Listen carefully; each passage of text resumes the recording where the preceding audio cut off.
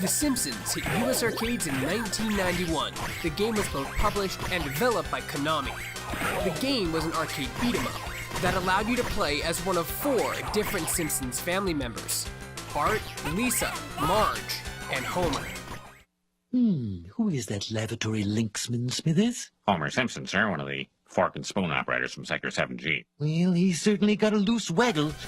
Each character just about played identically. However, the ranges of your attacks would vary. Homer, for example, uses his fist, while Marge used a vacuum cleaner, which had a little bit more range. Same thing goes for Bart's skateboard. This was the second video game to use the Simpsons license. The first being Bart vs. the Space Mutants, which had been released the month prior to the arcade. To truly understand this game, I have to take you back, way back, to the early 90s.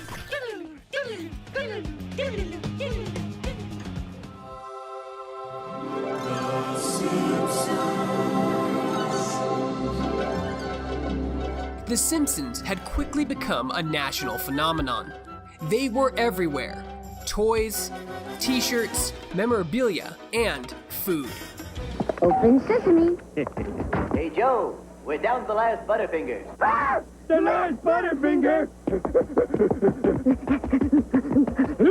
Aha!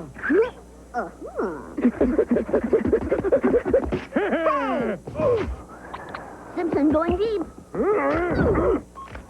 Get a crispity, crunchity, peanut buttery burst in every bite of Butterfinger. Nobody better lay a finger on my Butterfinger. And they had just recently entered the world of interactive entertainment.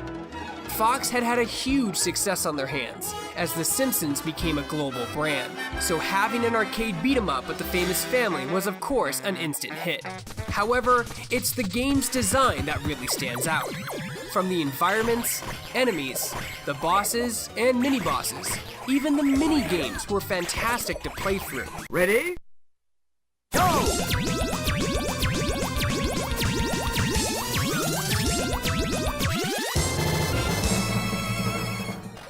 Konami had already had experience from the very successful Teenage Mutant Ninja Turtles cabinet they had done in 1989, so they had already shown that they understood how to make a great arcade game.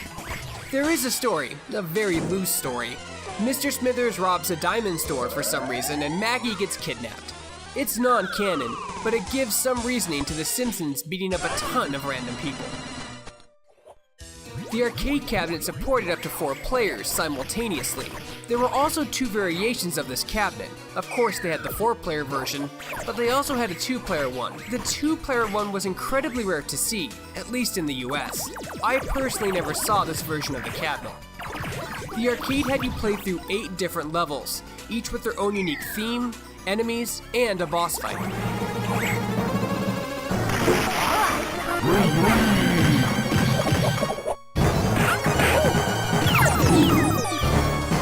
An interesting secret in the game was that if 2 players stood over or next to each other for a few seconds, they could perform a special unique co-op attack.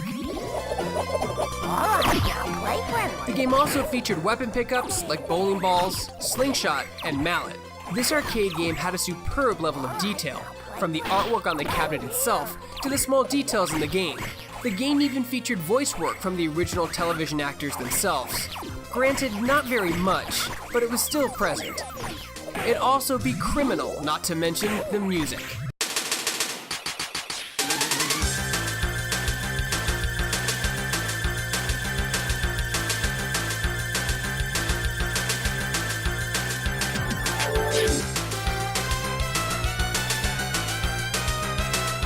Taking inspiration from the Danny Elfman theme from the show, it's just a flawless beat-em-up arcade game.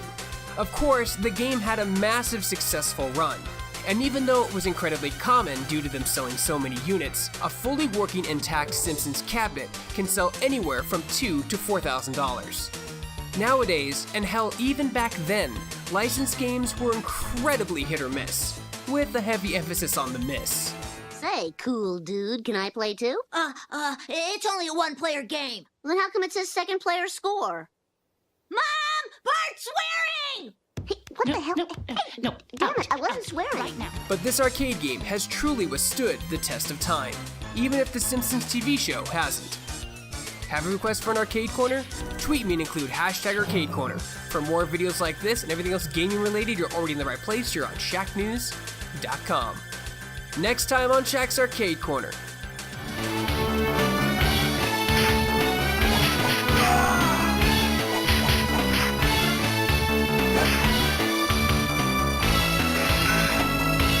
Captain America!